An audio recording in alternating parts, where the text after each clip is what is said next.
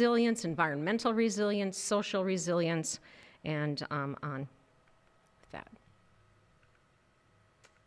Okay. Our chalice, our symbol represents the light of reason, the warmth of community, and the flame of hope.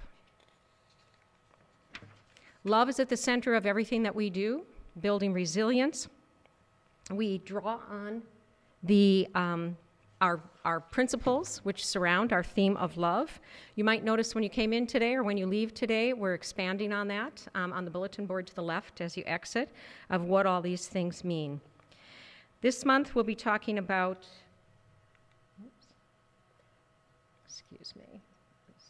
going back. Personal resilience. When you think about personal resilience and community-wide resilience, what are we talking about? Personal resilience, or my husband's in the back row. Are you looking at something? What? Chalice. Oh, Colin, would you like to light the chalice? Thank you. You could have jumped up and lit it, David. Thank you for keeping me on task. Thanks, Colin. We'll get to that. Wait a minute. Hold the train. Did I forget that?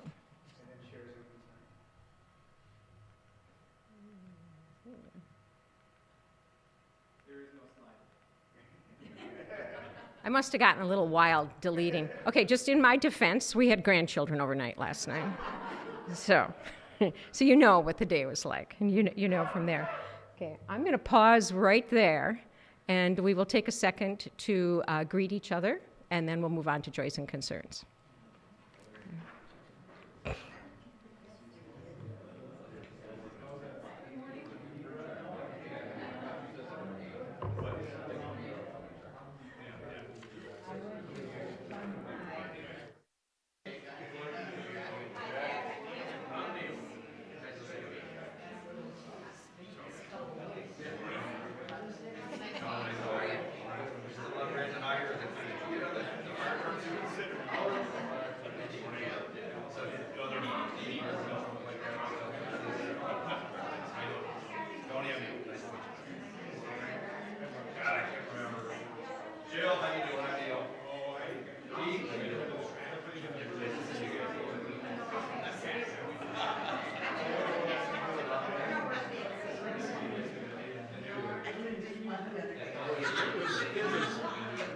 Amusing.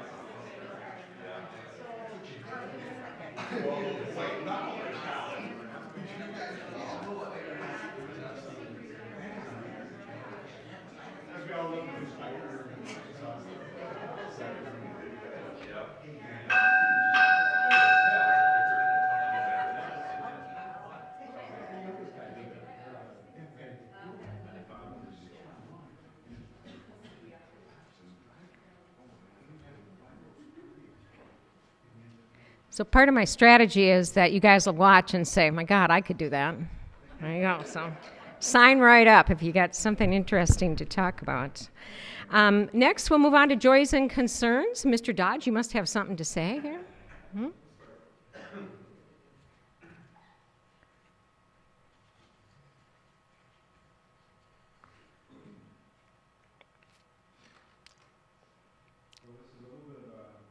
PSA. Those that have heard, over time, I do online gaming, and I also host what's called an online gaming server It's on a format called Discord. But what happened was one of our weekly gamers all of a sudden disappeared. And then through reaching out, somehow someone was able to reach out to their family and found out they had gotten in a car crash and died. So we had our first ever, I've been doing this since 2018. I've had our first ever online service Wow. on a Discord that I run and administer for someone that passed away in a car accident. And the PSA part of this is, his name is Michael Ramos. He's from New Mexico. So the gaming industry is, we meet each other from across the nation, sometimes in Europe and other places. So we know people from everywhere. And but anyways, the PSA part of this is he was most likely, from what we're hearing, texting and driving, and then ran into the back of a semi. And so for those that have your children starting to get the age of driving, for all of us who still, and I'm guilty sometimes, I do hands-free. And so all mine is voice command stuff. But I know when I'm driving, even hands-free, I will miss a turn because I'm not paying attention, right?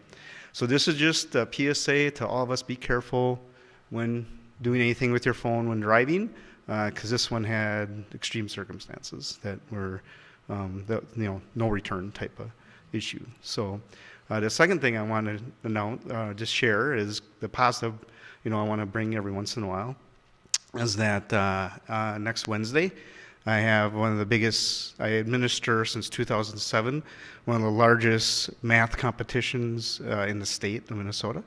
It's through an organization called Math Counts. They've been around for 35 to 40 years. But basically, I have 21 schools, over 200 kids come into one competition in Inver Grove Heights.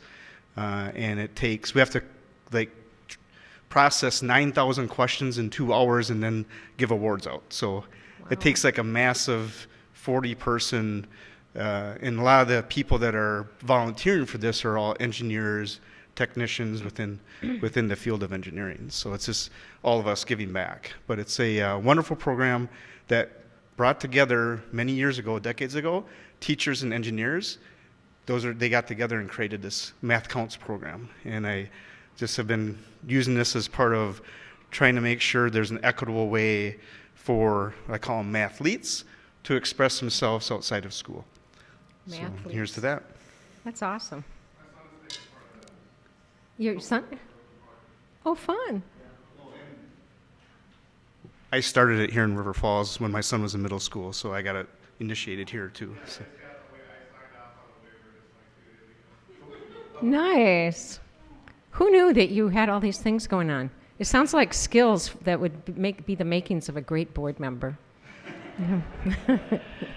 Okay, this is less of a joy and concern, maybe a concern. I was alive for Tenement Square. I was alive for Kent State. I was alive for Ruby Ridge. I was alive for President Nixon stepping down. It never in my life did I ever feel that things like what's happening now would be happening.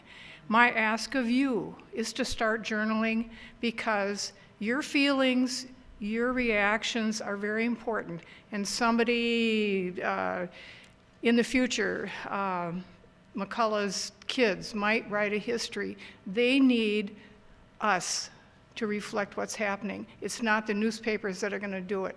Online disappears, changes, AI gets in the way. So we need to have things written down, because that doesn't change. Thank you. Very good. Other joys and concerns? Okay. Come on up.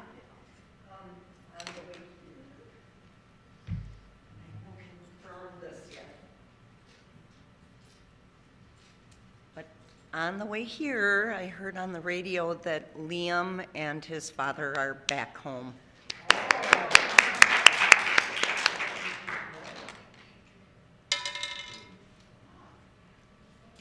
Do you want her to say more? Liam and his father? Anna looked questioning. And everyone knows. The 5-year-old. Yeah, the little bunny hat. Yeah. Yeah, the little boy who was on the news with the bunny hat and the Spider-Man backpack on their way back to Minnesota. They were moved. Well, I'd share one joy. We had our grandkids overnight. We survived. We're here to talk about it. Well, just 2. But I'm a little concerned because it's chaos. Chaos. And, they won't eat anything you want to cook them. And so we decided we were going to get in front of these guys, and we tapped into their parents about what do they actually like. And then we found recipes for those things, and we had cooking school, and they had to cook. So they had to cook the dinner, which went better. But, yeah. The youngest one is 7 and 9, 7 and 10. 11? Really? Okay. Older than you think. And then we watched Zootopia 2, which is very timely, very politically infused. It's very interesting. It's worth watching. But in a couple weeks, we're going to be taking care of them for a week, them and their 2 siblings. So anyway, for all the joys and concerns that go unspoken, there we go.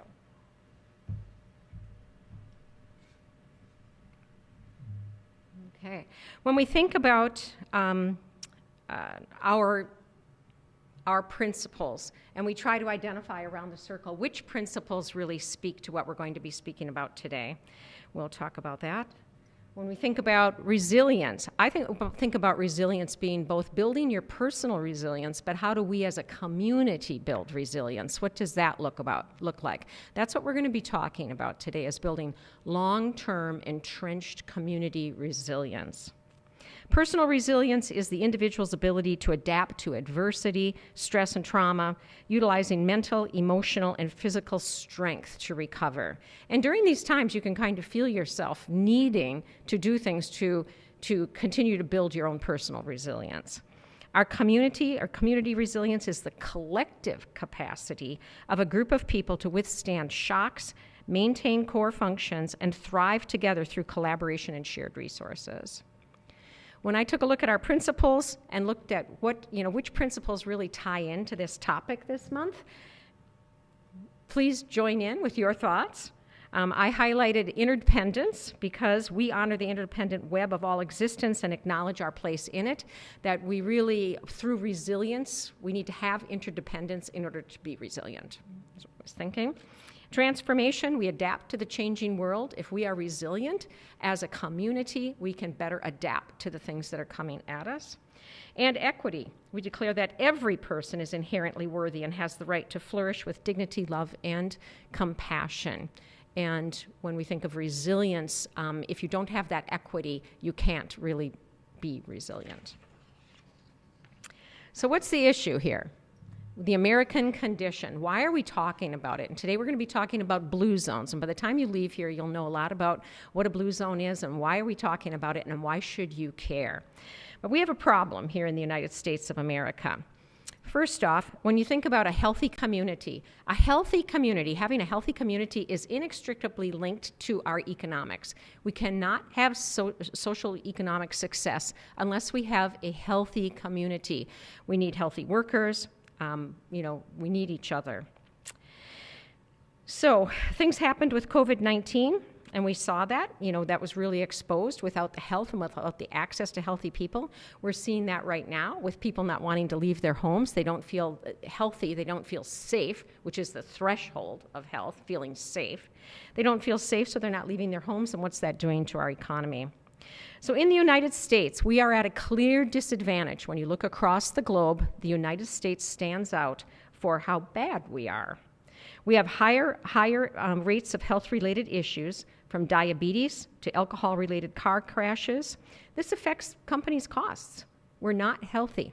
On the way out here, I was just listening to a conversation about the GLP-1 drugs and the incredible difference that they're thinking these could make long-term in our society for people not having chronic disease because they lost weight, that weight reduction. We don't know. Jury's not in on all this yet, but there's certainly interesting information coming out. On average, people who are born in the United States have lower life expectancies than other people in other parts of the world. U.S. workers are less healthy and have less access to pay and more for health care. In most countries across the world, in most developed countries, health care is a given. It's part of society. Of course, you have health care and you have access to health care. In the United States, also a big problem is that the cost of health care, where does it land? Lands on the shoulders of the businesses that are providing the health insurance and the employees of those businesses, so the workers and the businesses. In other parts of the world that have national health, let's just take Canada to our north, the businesses that are based in those countries do not have to burden or shoulder the cost of health care, which makes them more able to compete internationally. So you can see how this would be a disadvantage to a business. Okay. If you look at how much is it costing? How much is healthcare costing every year? So healthcare expenditures per capita, now this data is a few years old, but it's still very, very relevant. If you go all the way down to the bottom, that number right at the bottom is $10,586 per year spent on healthcare per capita in the United States of America. If you go about halfway up, there's an average, but the one I think that is worth looking at is Canada. Canada spends about $4,900. Let's see, there's Canada. About half of what we spend per year per person. Back in 1970, the United States and Canada spent about the same on health care every year. The percentage of the gross domestic product and the cost per person was about the same. That was about the time when Canada went this direction and said, we're going to make health care in Canada a basic human right. And the United States went the other direction and said, we think we're going to get the best health care in the world by opening it up to the free market and let people compete. Let people compete. And I'm here to tell you, as someone who has worked my entire life in healthcare and healthcare administration, that competition in healthcare is what has driven the cost up. Because for-profit companies are providing the care a lot of times, and the not-for-profits that say they're not-for-profits, but they really create a lot of profit, are making tons of money. So the competition, because there's lots of reasons for that we could talk about, but the cost of getting into the business in healthcare is so high. MRIs are not cheap when you buy them. The cost of getting into healthcare delivery is so incredibly high, and creating competition in that market, the expenditures are enormous. So this is just a given. So at the end of the day, healthcare is paid for by businesses and the people who work in those businesses. It's had a crippling effect on both. Employees are leading causes, healthcare costs are the leading cause in this country of bankruptcy, our healthcare expenditures, and it also then feeds into generational debt. Your children owe money. I have a good friend whose mother died penniless with all kinds of healthcare debt, and man, people were looking to her to pay that. So now let's get into talking about blue zones. So what is a blue zone? What is a blue zone? So if you think about, well, wouldn't it be better if we were all just healthier? If we were all just healthier and we used healthcare less, we could certainly lower the cost doing that. So what is a blue zone?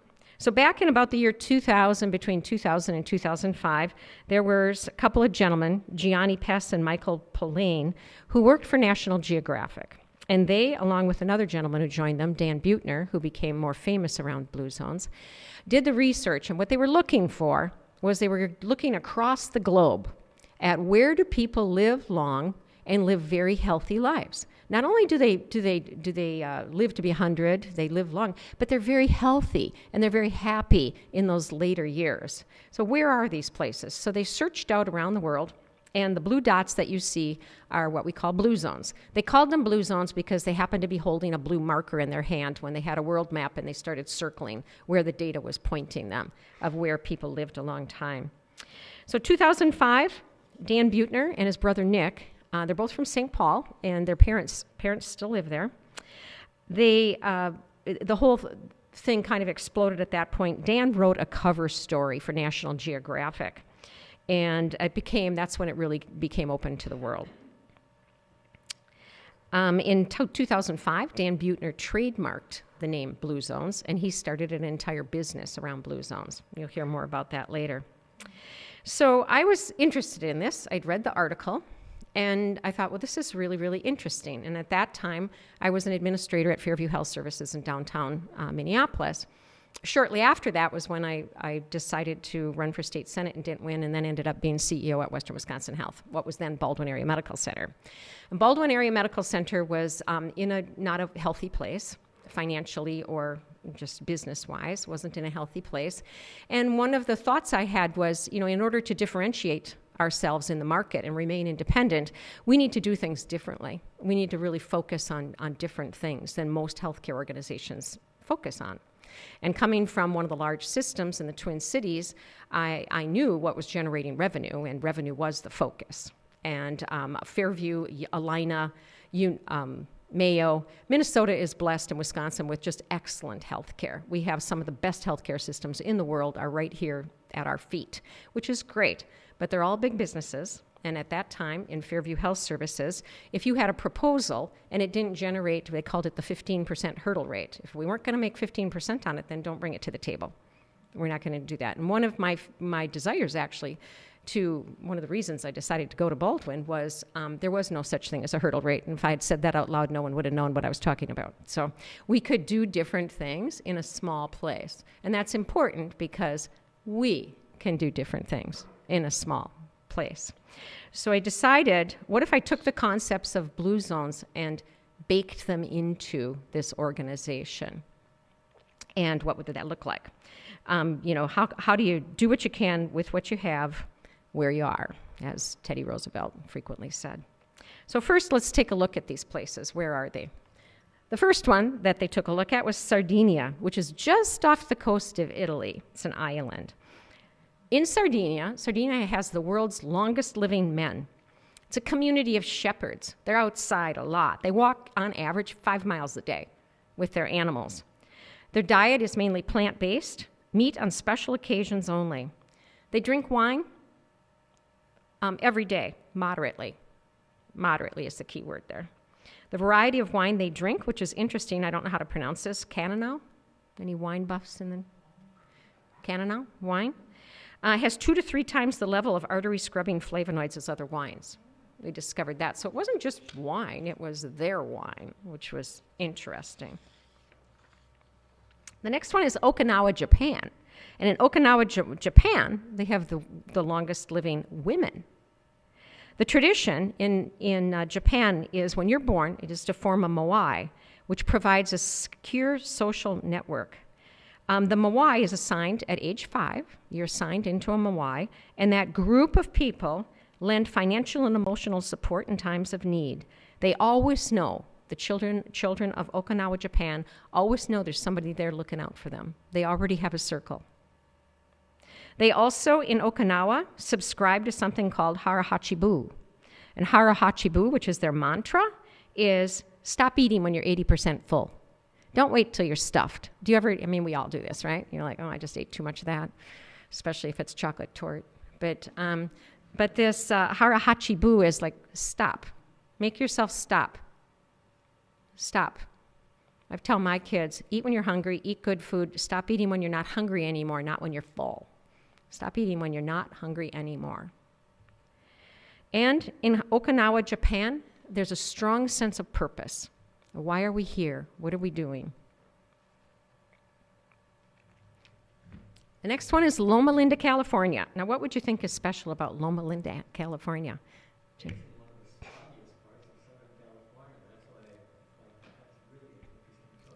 It's one of the most what? Smoggiest. It's smoggiest part of California. Interesting. Loma Linda. Well, it's specifically the Adventist community within Loma Linda, California. They outlive the rest of the U.S. by decades. Isn't that interesting? They're amazingly active people and very, very engaged in their community. Every day they're engaged in their community in one way or the other. Per the Bible, they consume a diet of leafy greens, legumes, and nuts. Very Bible-focused. Their diet is plants-based, whole grains, beans, garden vegetables, and fruits, meat on special occasions. They do not drink any alcohol whatsoever. Anna? There is a Seventh-day Adventist church in Redwood, Minnesota, where we had a food hall operated there for years. Okay. And I think that's interesting. Very interesting. Anna's just pointing out that in Red Wing, Minnesota, there's a Seventh-day Adventist church, and they had a food co-op going. Do they still? They just presented their church as a place where we can have the co-op. Oh, where you could have the co-op. They participated. Their co-op. But Okay. members, it was strong members of their faith that were in the co-op Okay. helped to make it a possible thing. The Seventh-day Adventists supported it and made it happen. Colin, do you want to pass this around if someone's speaking? Amazingly, people watch on YouTube, and we want to make sure they can hear if there are any comments. Other comments? Okay. Next is the Nicoya Peninsula in Costa Rica. If any of you have been to Costa Rica, you know how poor Costa Rica is. It's a very, very poor area. But Nicoya Peninsula, for some reason or another, people live a very long and healthy lives. So there they spend 15% of what we spend on healthcare. Can you imagine that? 15%. If we spend $10,000, they're spending $1,500 a year. They're twice as likely as Americans to reach the age of 90. Faith and family are extremely important. They also have something called the plan de vida, a reason to live, a strong plan de vida. Their diet, little or no processed food, a diet high in antioxidant-rich tropical fruits. Calcium and magnesium-rich water, that's interesting. So the water, when they tested, so when they went in and did research, they did a lot of research, and the water there is very high in calcium and magnesium. Interesting. Next is Icaria, Greece. It's a tiny Aegean island. There, people live 8 years longer than Americans. They have 20% less cancer, half the rate of heart disease as we do. Isn't that interesting? They have a strong Mediterranean diet. And in case you're not familiar with what a Mediterranean diet is, it emphasizes vegetables, fruits, whole grains, beans, nuts, and olive oil, moderate fish and poultry intake, and very low red meat consumption. Reduces cardiovascular disease by avoiding processed foods, refined grains, and added sugars. They drink wine every day, moderately. Okay. So they found those regions across the world, and they called them blue zones. Now, since the time that this research has been done, there have been some disputes about the quality of the research. There have been some attacks gone back and forth. Some things have been disputed. Some things have been reproven, so it's all still in the works. This is rather new. However, what's come out of it has been really great stuff, looking at what goes on in these communities and how could we create blue zones in our communities. So when you look at what happened, at what made a difference in these communities, it falls into 4 different buckets. Bucket number 1 is movement. Bucket number 2 is having the right outlook in life. Bucket number 3 is eating wisely. Number 4 is connections. So if you remember those 4 things and then you think to yourself, what would we do right here with what we have, right now? What would we do where we are with what we have? So movement. In all of these communities, they didn't have fitness centers. They didn't have treadmills. They all moved naturally as part of their life every day. They walked to work. You could argue that downtown New York City or Manhattan is a bit of a blue zone because you're going nowhere there unless you're, pretty mobile. It's a challenging place to not be able to walk. And it's, put on a lot of steps if you live there. So in these places like the Shepherds, they moved naturally every day. Movement was a part of their daily life, moving naturally.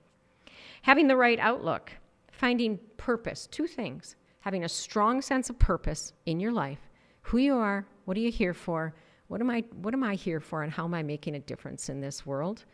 And number 2, the ability to downshift, the ability to say, and now I'm taking a pause, and I'm downshifting here. Probably that wine at 5. I think there's a lot of part of that downshifting. Having that right outlook. Eating wisely. These are simple rules. Follow the 80% rule. Stop eating when you're not hungry anymore. 80%. Take a plant slant to your diet. Just plant slant. Start with what vegetables and fruits am I having today, and then add a little protein to it. Hard-boiled egg on that salad, a little chicken, whatever. little salmon, and enjoy a glass of wine at 5. Now, there's some medical disputes to that. There's a lot of doctors that would say, if you don't drink, don't start drinking now. So think about that. You might want to talk with your doctor about alcohol consumption. And bucket number 4 is connection, a sense of belonging, building a sense of belonging. And as much as I think that we seek that for ourselves, it's our job to create a sense of belonging for other people. How do we invite other people and make other people feel like they belong in our community, in our church, in our schools, everywhere? What are we doing today to make other people feel like they belong? And the second item is putting your loved ones first. Putting your loved ones first. Taking care of your loved ones and putting your relationships with your loved ones first. And lastly, the part of connection was hanging with the right tribe. Do you have a tribe? Do you have a tribe?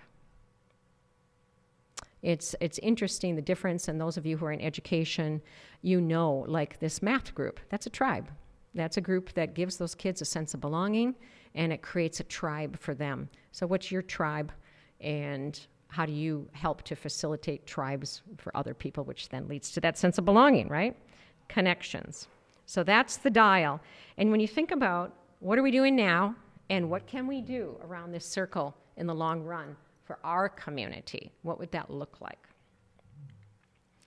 The next thing to understand about blue zones is most of people spend their life within a 5-mile radius of where they live. So think of it 10 miles by 10 miles. Now, a lot of people in western Wisconsin go into the Twin Cities and commute into work and have their life. I used to work downtown Minneapolis for a long time, and I had kind of my whole work life over on that side of the river. But then when you come home, all the things that you access in terms of where you get your food, where your good and close friends are, where you go to church, all those kinds of things are usually within 5 miles from your home.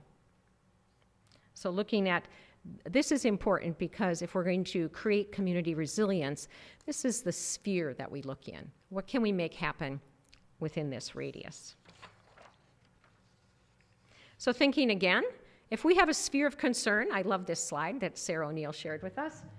If we have this big sphere of concern and we're in the middle, what's our sphere of influence? What are the things that we can influence within this broader sphere of concern? And when we look at that, it again comes back to these things, Blue Zone focus areas. So there's an organization out there called Blue Zones Corporation, and they go into communities and they help in these areas. They help with policies, creating public policies. This is one of the reasons public service announcement, I'm running for mayor of River Falls, is to help to create these kinds of areas in our community. Great outdoor areas. What are our policies on green spaces, trails, access to water, access to fresh air, all these kinds of things. How do we create and utilize public policies to get those things done? Places, focusing on places, churches, schools, grocery stores. Blue Zones has a special focus on these kinds of organizations, what can happen inside those organizations to support creating blue zones. How could you take a town like River Falls or take a county like Pierce or St. Croix County and turn it into a blue zone?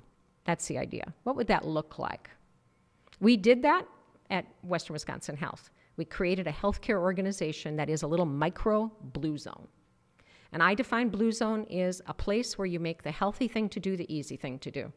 The right thing to do is also just, so obvious you should just do that. I'll say more about that in a minute. And then focusing on people.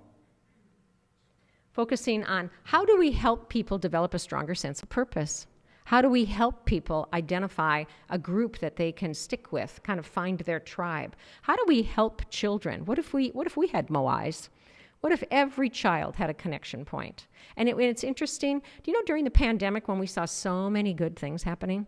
So many good things happening. We're seeing all those kinds of good things happening now.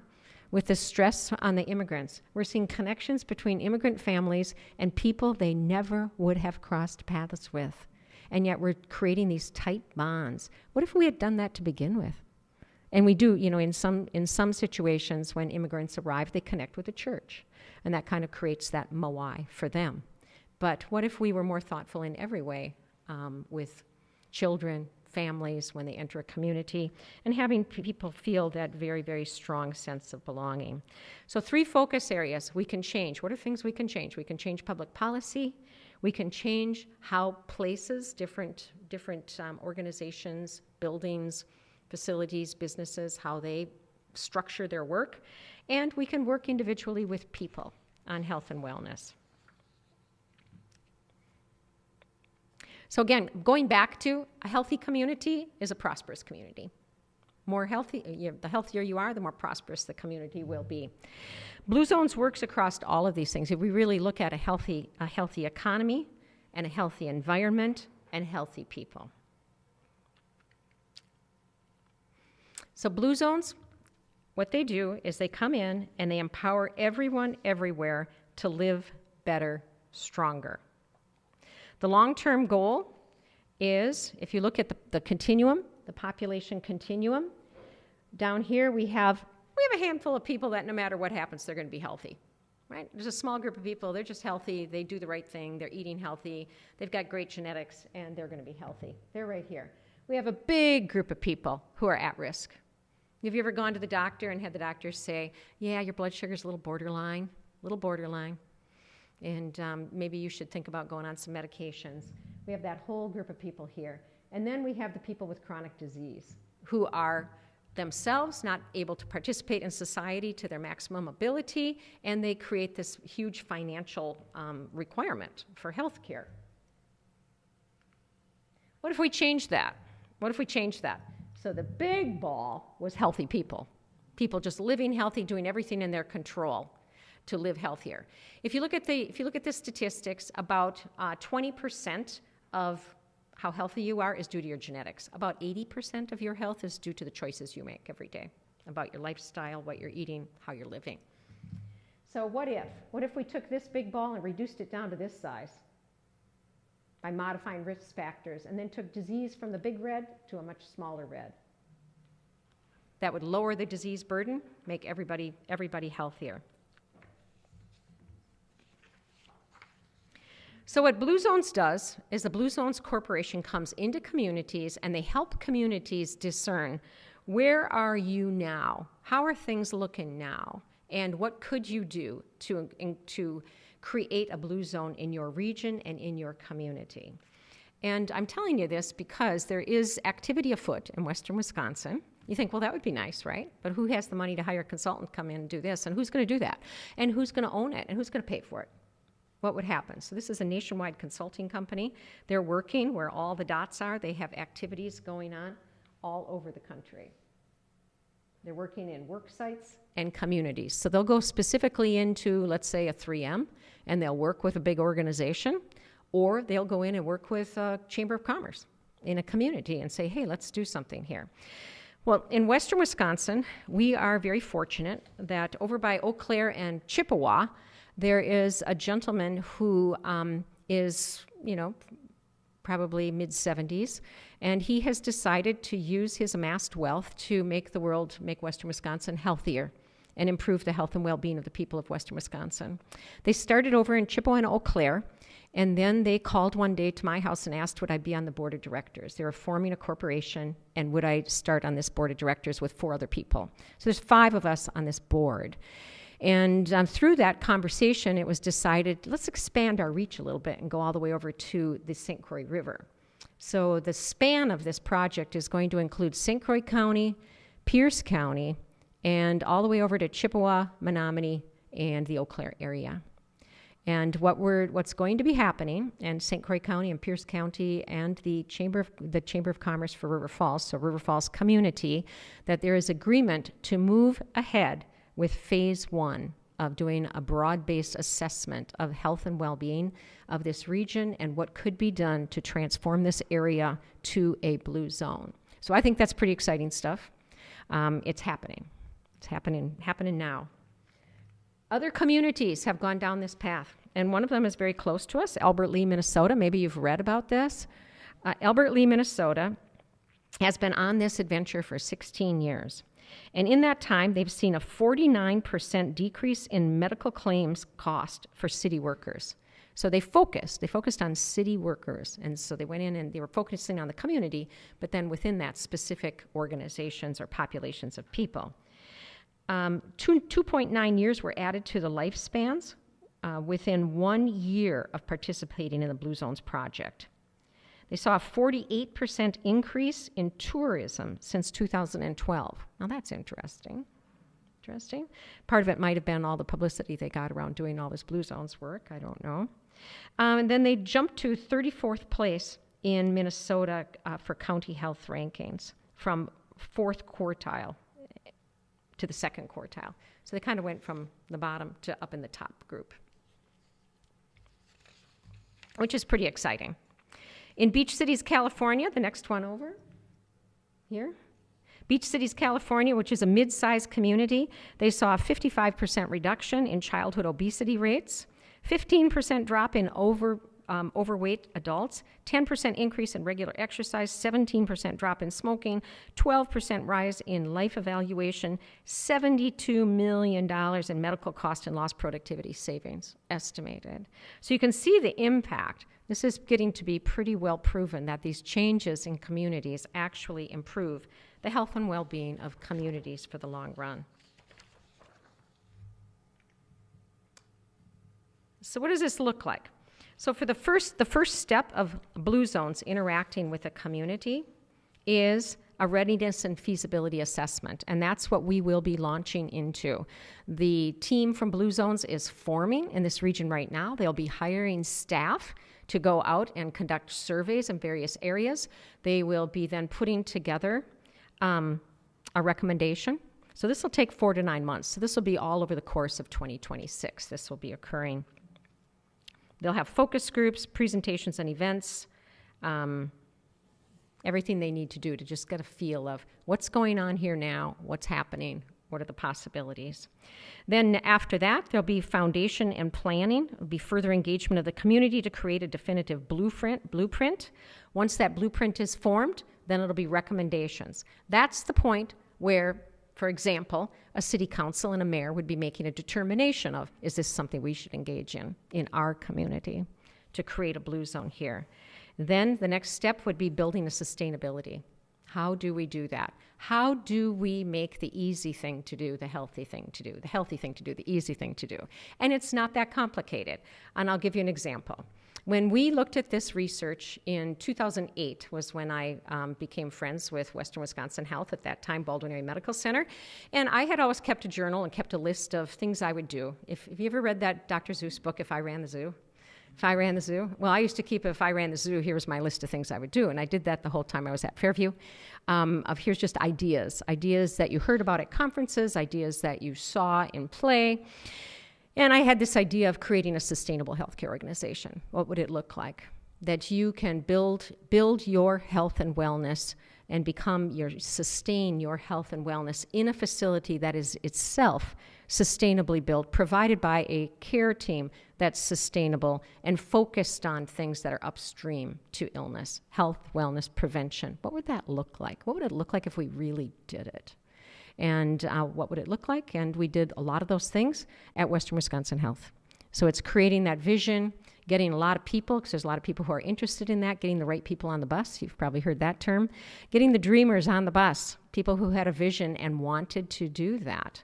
One of them, Scott Sikelski, who's now the head of the foundation fundraising over at UW River Falls, his dream was to have a fabulous fitness center that was very, very inexpensive or free and had wellness and health coaching and whatever. And there it is at Western Wisconsin Health. He made that happen. Another woman, Natasha Ward, had a passion for community health improvement.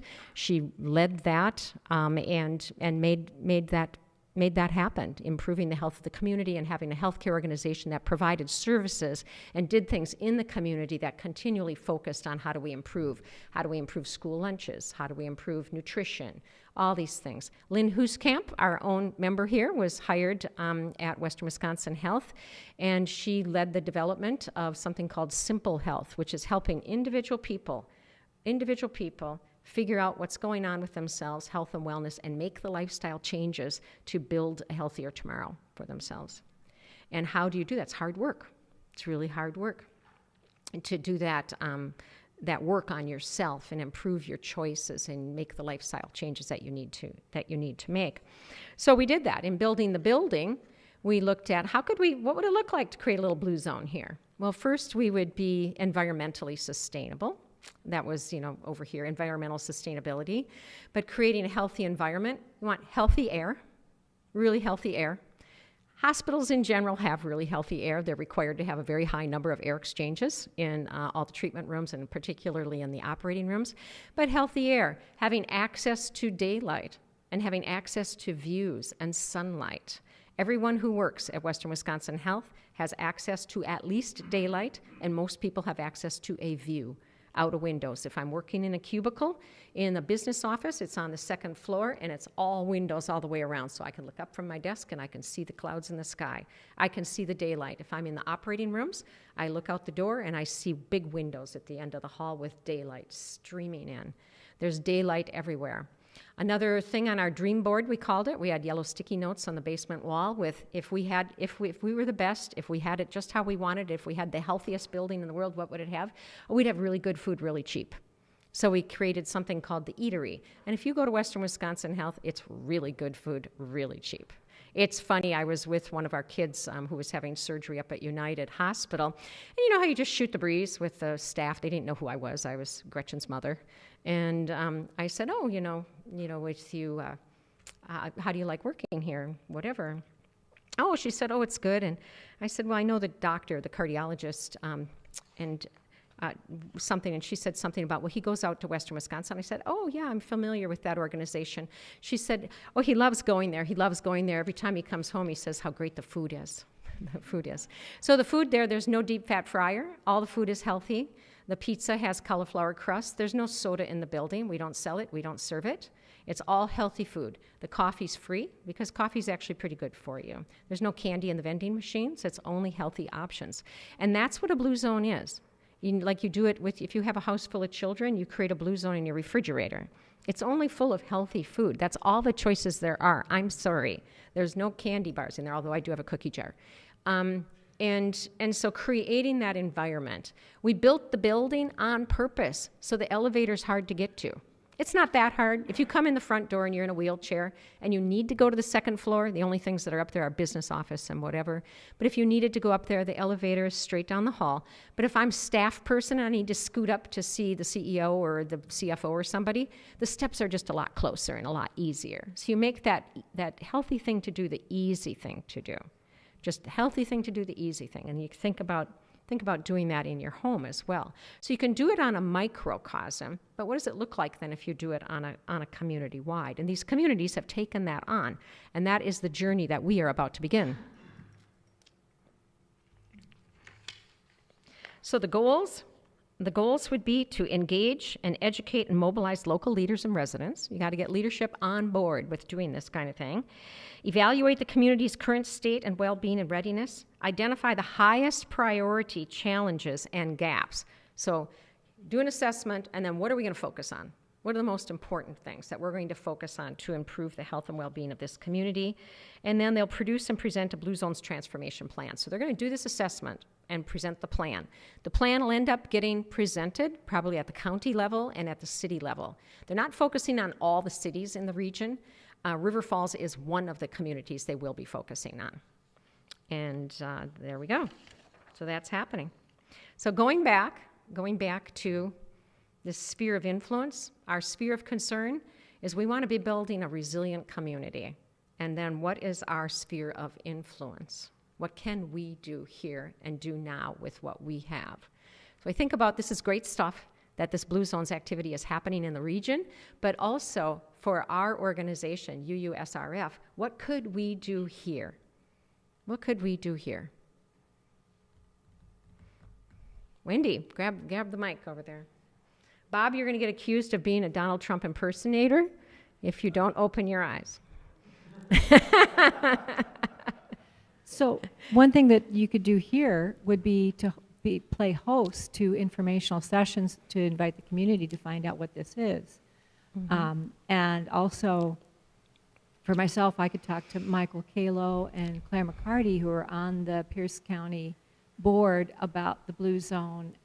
pretty sure they would be all in favor of this. I bet they would be, and they may have not heard about it yet because it was presented in River Falls to the health officers of each of the 2 counties, and the health officers were on board with launching an assessment. It's free, and it's being paid for by this gentleman from the Eau Claire area who is investing millions of dollars in this effort.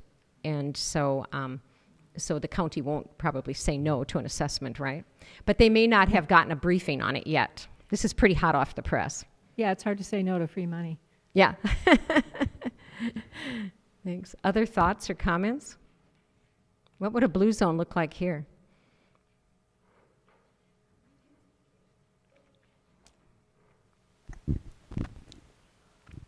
Hi, I don't normally attend here. My name is Zadie. I just wanted to share that I am building a business right now that's focuses community resilience, and we are going to have a lot of opportunity for education, for groups, for all kinds of stuff. And so it's going to be a little market, except that the focus is community involvement, getting artists involved as frontliners in building community resilience. Oh, interesting. And what's So- your name? My name is Zadie. 80? Zadie with a Z. Zadie? Zadie with a Z. Yep. Okay. It's. I did 5 years ago. I renamed myself. Yeah. So Yeah. Zadie, can you guys hear her? Oh, speak right into the microphone. Okay, I'm sorry. Really loud. All right. So right now I'm in the process with my friends of building a business that's focus is community resilience, and exactly what you guys are, what you're talking about. Bringing artists to the forefront as part of our labor, and really supporting them. But I am open to any groups, any discussions, any support projects that we can do, bringing the community together to build that resilience and build that strength. So that's all I wanted to say is that if anybody wants to discuss that with me after the fact, but that's how it's looking to me right now. Great. Is that just making a space for it to be possible for the community to really interact and meet each other, because and talk about the things that that we're all suffering from and the needs that we have and stuff. And I think that's the square one of community resilience, is just being able to get people together. So anyway. Yep. Building those connections and kind of creating those tribes that people can be a part of. Other thoughts or comments? So you'll be hearing, Maureen? Could you go back several slides to the one of the 4, yeah, there. Because I was thinking about my own self, about when I do those things, and I would say it's when I'm traveling. Because when I'm traveling, I don't think, okay, now it is time for my walk. I'm walking. End of the day, I look at my phone and I find out I walked more than I do at home when I make an intentional effort to walk. And then my purpose when I'm traveling, and I've always traveled with someone. So the purpose when you're traveling with someone is to get to the next place or to enjoy the place that you're in. So you have things to do. And then eating wisely because you're buying your food, you're not at home. I know that Richard and I tend to eat more, well, he always eats wisely. I try.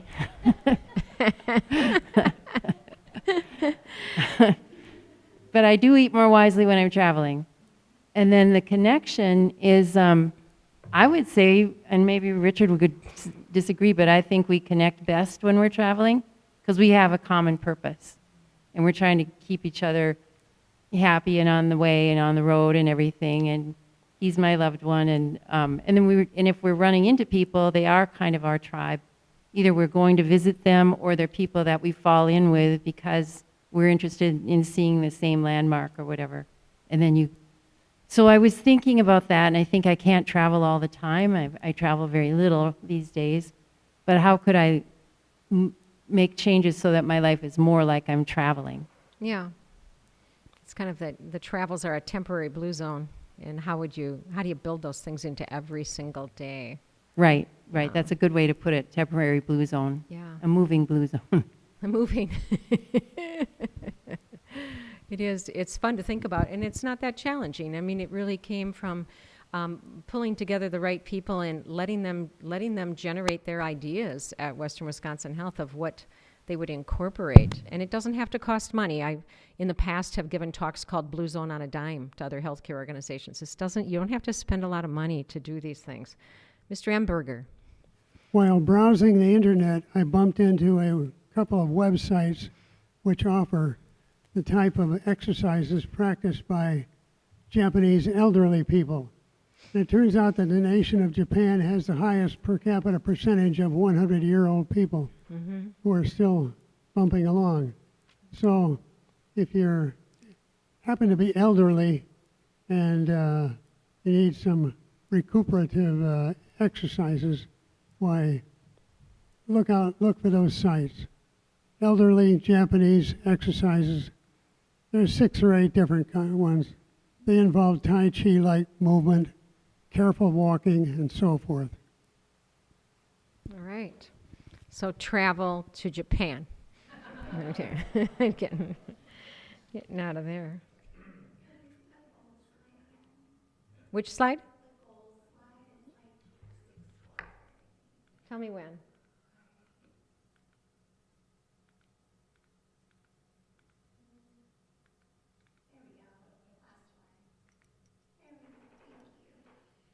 Oh, you can have the whole PowerPoint if you want it. I can send it to you. Other comments?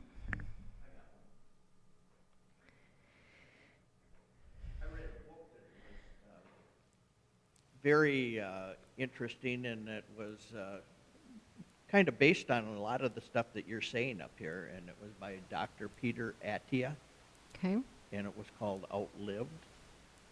And it was basically a book about maybe not living to 100, but living your life as good as you can, as long as you can. And he had some great ideas in there of how to live better. And a lot of this stuff is in there. It's not all in there, but there's a lot of stuff in that book, but it's very medical based. It's not an easy to read book sometimes. Interesting. Sounds like a book club forming to me. And it really gets down to, Jack, defining what is living. What does it mean, living? You know, Live your life as long as you can, the best you can. You know? What does that mean, best? Yeah, we should. It'd be an interesting conversation. I think you want to live a life that's worthwhile.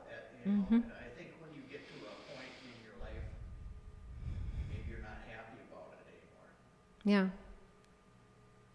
Yeah. Exactly. Other comments? That sounds like a whole service and conversation to me. Yep, Wendy? Sorry, we're running over here. One last comment. The concept of making the right thing the easy thing can be applied to just about every aspect of our society, and one place where it really needs to be applied to is farming. Make the right thing in farming the easy thing. The easy thing. And it's not set up that way right now.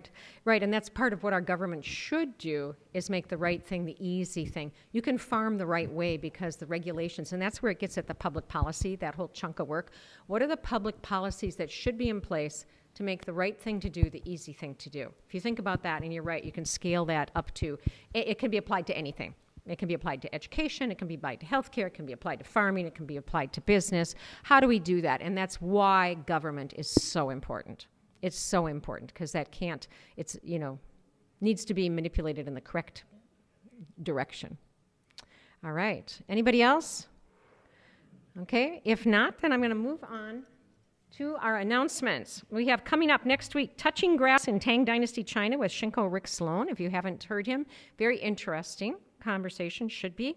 On the 15th, we're going to have Resilience in the Environment Watershed of the St. Croix Valley with Grace Caggio. Poetry group will follow after that.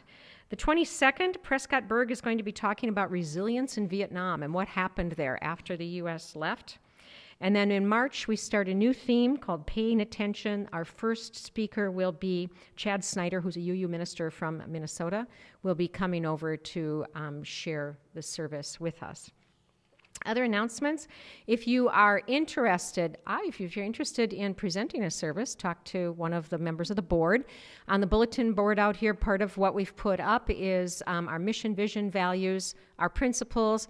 The board of directors are all listed there, along with our collective email. If you have ideas for services or you have something you would like to talk about, just contact us through that email or give me a call.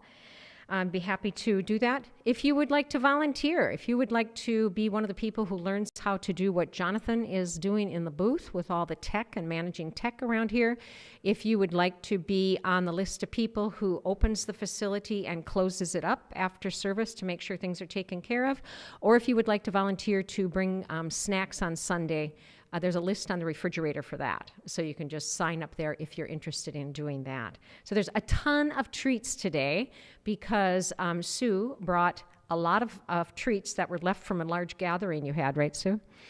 And so there's treats to eat and there's treats to go. Sue does not want to take any of those home with her. So if you have people at home who, like, Callan, who would enjoy cookies and treats and whatever, they're in there. And I'm sure they're all healthy today. So. Okay, with that, as always, we appreciate any support you'd like to offer to the organization. Coffee and treats. And let's move on to our closing words.